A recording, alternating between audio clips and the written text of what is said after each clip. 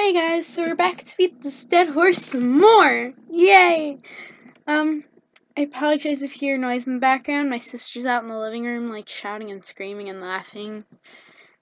I don't think she's been hurt in any of these so far, but she's worried she is. So anyway, we're gonna continue with talking about Creepypasta OCs. And this time we're going to talk about the backstory. Oh, backstories. This is just getting worse and worse as we go. I may seem a little upset when we get to this point because I hate a lot of the things people do in their backstories. Let's start with the one that causes the most trouble and the one I'm probably going to be the least freaking out about because I do not actually see it that often, though I hear it's pretty common. That's a lot of backstories, especially for female characters, include rape. Pointless rape that never affects the character. I have seen one character that uses rape. It is explained in her story why. The character was not actually raped, she was almost raped, and it turned to affect her behavior later and added to her fears. And I think that was a decent play on it because they didn't overdo it, they didn't include rape, and it was pretty good. And I'm scared because this person doesn't like the OC anymore. I'm afraid they're going to get rid of it, and I hope they don't because I think I made it sound terrible, but it's not. But a lot of people just blindly use rape and throw it in there without plot, rhyme, reason. It's just like, oh, look, female character, we're gonna rape them to make them mentally scarred. No. People don't become serial killers just because they are raped. It's terrible that you're playing on this and making them out to be monsters, especially when most rape victims aren't treated like victims. They are often ignored or blamed. It's not something you should mess with unless you know how to do it and you can do it properly. This has become a very big problem in the creepypasta fandom. A lot of people just randomly throw in rape. They don't work it out in there. They don't explain why. They don't give good reasoning. They don't have it affect the person at all. They don't ever properly address the situation. It's very serious and it's a big problem. People can't just do that in there. If you absolutely positively have to, for some reason, throw rape into the backstory of your character, why were they raped? Don't explain that rape in detail. Someone will hunt you down. How was the issue handled? How did that affect the person? How is it still affecting them? Do they hate people? Do they suddenly, how does it affect them? Some people respond differently. I know people who have gone through it, and some will act like they're unaffected, but I know others who can't stand being touched and will only let certain people touch them for a certain amount of time. Like, I have one friend who has complete and utter patience with me with it because she knows I can be a touchy-feely person just because I have to feel connected to people. And that person wasn't, I don't think that person was, raped, but was almost raped. You can't just drop it because almost facing that situation is frightening. I mean, I know I am sometimes petrified of certain people just because some girl all through middle school threatened to rape me on a daily basis. And a lot of people don't say anything. A lot of people don't spill about it. A lot of people don't tell the cops. A lot of people don't tell with threats or when it actually happens. A lot of people don't understand that. Does your character not understand? Have it, if you absolutely have to, play it in there and put it in there and play it out right and have it affect the character in a way that is not offensive to people who suffer from this. It's ridiculous. Like, you shouldn't go ship crazy with the character that's been raped. I mean, I know someone who's asexual because of it. They don't want have it affect them. Have it do something to them if you absolutely have to include this in there. And you know what? Don't always make them a crazy killer, because you know what? It doesn't happen. Rapists, people are raped, don't usually become killers. It's not something that happens often. Now, if it's combined with other things in their past, it may happen. But give a reason. Why. Say how it plays out. Not how the rape plays out, but how it's handled and stuff, and how it affects the character. Don't just throw it in there randomly, and only do it if you absolutely need to build the character the way you want to build the character. Don't just do it because, oh my god, pity. Pity is the reason for a lot of things in here. I'm gonna start getting angry now, with things like child abuse. Why?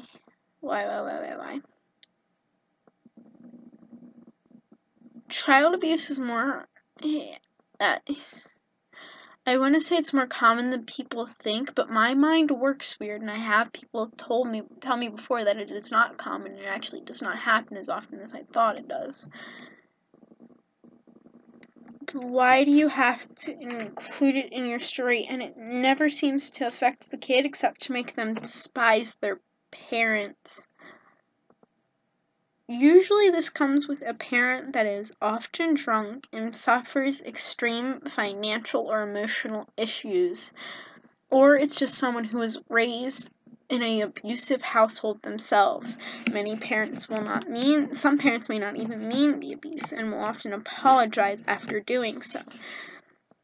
And then always with the kid despising their parents. A lot of kids don't. They get attached to their parents, they love their parents, and oddly enough, they are fine with what happens to them because they think it's normal. Some will grow up to hate their parents, but usually does not make a kid snap and kill their parents.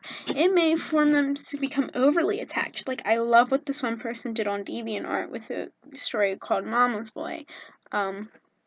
I may link in the description. I'm pretty sure the person who wrote it hates me now because we talked about the rape thing. But, and I guess we misunderstood each other on that. But what they did with it, the character was mistreated by their mother, and the character still loved his mother. Now, he was getting revenge on her, and he was getting revenge on this abuse and stuff. But he still had, like, this slight attachment to his mother, and it's a dependency on that you absolutely love them. And it happens sometimes. I hate that people play it out as, oh, the parents abuse, and usually the abuse is either overdone because teachers won't notice if your mother drags you around by your arm and you have nail marks in your arm, maybe a bit of rug burn on your side. That can easily be pushed off as playing with your siblings. But if you're going to school with black eye or absolutely always covered in bruises, it happens. It happens, but people usually notice, and people usually give help. It's never handled right in the situation. Now, I admit a lot of people are too scared to call the cops. As people are too scared to talk to people about rape, people are too scared to talk about being abused, too. Because they love their parents, they don't want to be taken away, they don't want the trouble that will come with this. And so, I admit that's fine with that, but you can't always just throw in abuse to make you pity a character. It's ridiculous to a point, and a lot of people overplay it to the point that it's clear the parent would have gotten caught at some point, and the parent's violent tendencies don't show anything else. Like, a parent who's abusing you 1 second may the very next be very kind to you, and they often are. It's usually something wrong with the parent themselves, and we never get the detail into that. These are just randomly violent parents that hate their children, and a lot of the people who rate these things, I'm guessing, never experienced child abuse themselves, and are probably mad at their parents because they got their phone taken away. And then it's always physical abuse, and some emotional and mental abuse. It's like, what happened to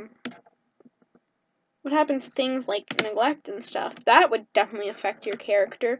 Why is it always the same thing? And I'm saying, you don't need to throw abuse in. Why do you always throw it in? Why is it always the same? Why is it always done, played out extremely odd. Like, it's never played out well. The abuse you're gonna get is usually going to be minor, though it does happen from time to time to be violent. And it usually doesn't play off too long, or the parent will act irrationally all through life and it will show through signs and stuff. You can't just do it that way. The way everyone does it is ridiculous. It's to call pity, and you don't do that. And now it's the one that makes me angriest is bullying. Everyone is bullied, even the ones that aren't abused or anything are always bullied. You know what? Bullying happens. Everyone at one point or another will probably end up getting bullied. But you are never, ever friendless. The whole world is not against you. There is bound to be one person there to listen to you. And you know what? Most of the time, it probably is one. You are not going to have everyone against you. It is pathetic, whining teen stuff. I doubt most people have faced bullying that severe and yet put it in their stories. First off, most bullies will not do physical confrontations unless they believe they can get away with it. You're not going to get away with it. It's not that often. You're mostly going to face emotional bullying and slight physical bullying. And then the comments are always the same. Go kill yourself. Why are you telling them to kill themselves? Why? Why are you always... It's always the same cliche group of bullies, and it's always the same lines and the same insults, and it's usually bullying without rhyme or reason or explanation. They just pick on them because, I don't know. I mean, if you're the quiet person sitting in the corner, okay, yeah, those people tend to be picked on because they're not expected to talk back, and if you step out of line just once, you're usually a target for nail bullying from the whole entire school.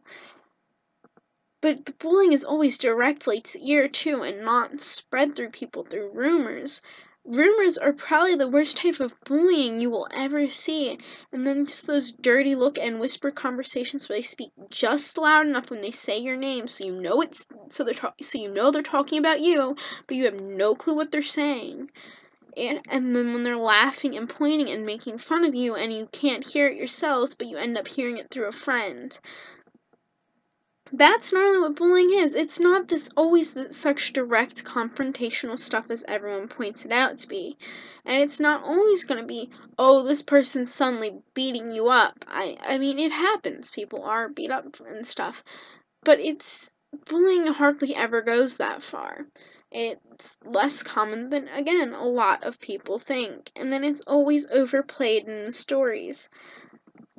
And then everyone suddenly snaps because they're bullied. Oh, boo-hoo, I'm not throwing you a pity party.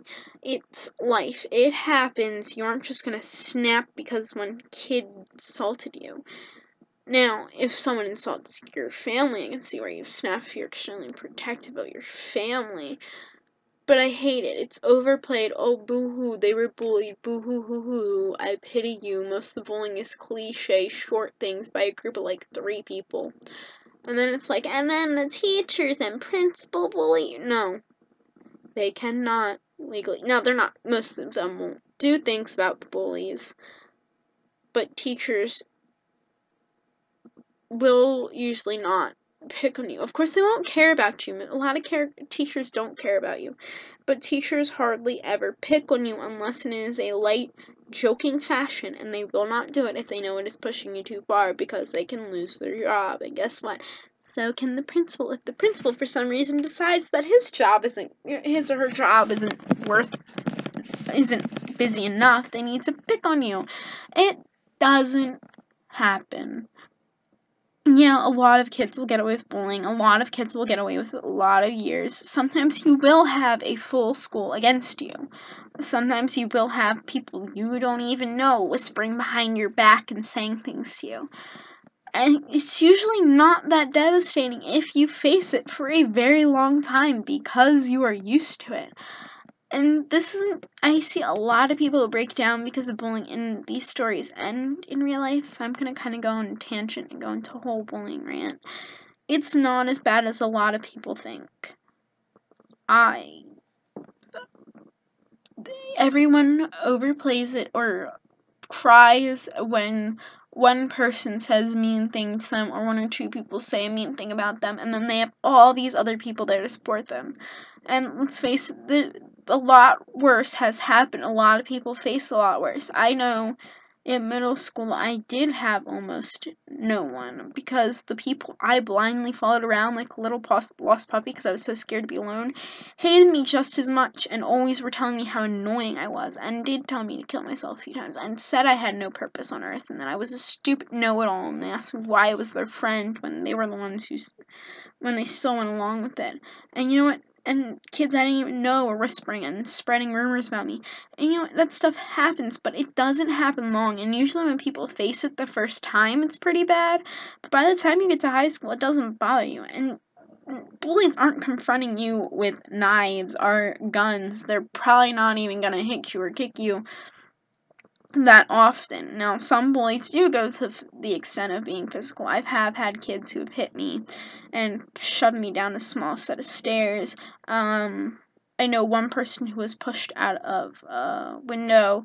It happens. There are bullies who get physical. One person tried to break my index finger and kicked a ball at my stomach really hard. Sometimes it does get physical. Sometimes it'll get worse than that. And it usually doesn't make people snap and stuff. You usually get used to it after a while. So I hate it when these people are like, oh, they've been bullied their whole lives. Pity me, pity me, pity me. And then I'm going to become a serial killer. You don't need pity. Okay? You're a serial killer. I don't care. A lot of people face these things. It's a normal background. Make them a person you want to get used to. Don't rely on the bullying and the abuse and the rape. Don't rely on that to make a character and think, oh, everyone now understands this character. It's ridiculous, especially when you're playing this and you're doing teenagers who are little whiny brats because, oh my god, that kid called me fat. Oh my god, that kid called me autistic. Oh my god, that kid told me I should kill. Okay, you should probably be really upset about the last one. And it's overplayed. It's overplayed, it's overdone, and it's never done. It's hardly ever done right. Because the bullies are always cliche, saying cliche things, and pointing out nothing specific about the character. Like, why are they being called? Like, why is it being said they sleep around without... Why? It's a common bullying fact. This is something everyone's probably faced at one point in their life. And every female has faced at one point in their life and been told that they sleep around with a lot of people, no matter what grade they're in. Some people will tell you this is early as 6th grade. It happens. That's really common. Why are there no direct insults specifically to them? Why is the bully someone who picks? Why are they targeted? A lot of these people are like, and then these people are like, oh, they're just special and misunderstood. No.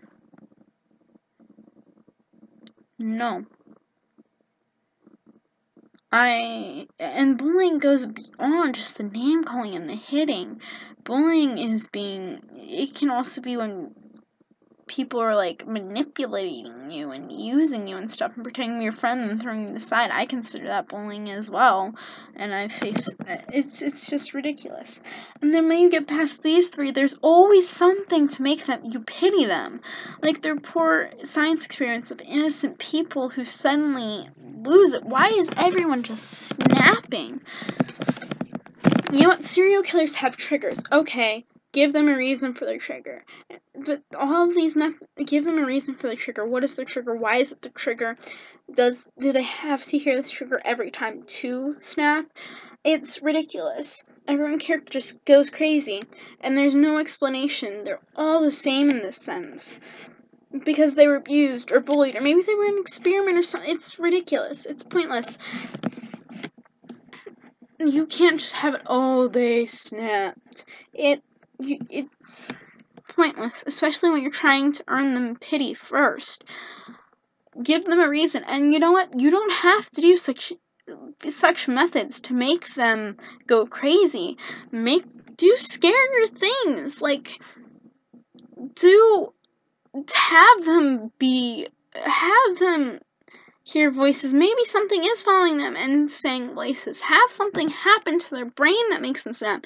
Don't make life just make them go crazy, because that doesn't always just happen. And this is supposed to be creepy. Have creepy things happen. Have creepy things happen to make them become these creepy people.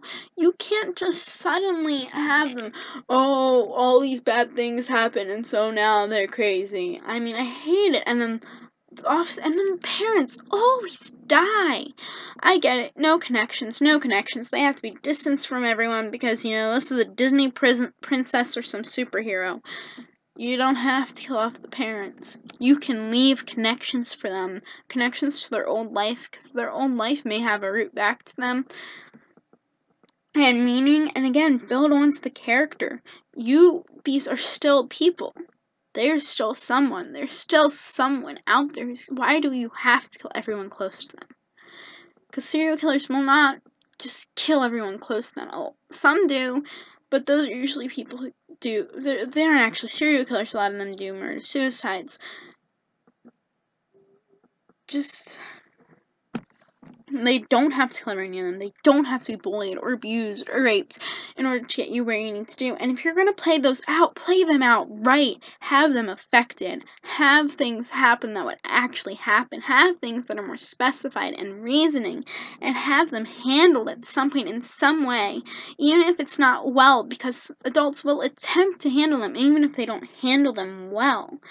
And don't just make them snap. It's ridiculous. What are the triggers? Why are they the triggers? Is there other things that made them do this? Are they doing this for a specific reason? You can't just have them snap. I hate when they do that. Oh, they just went crazy.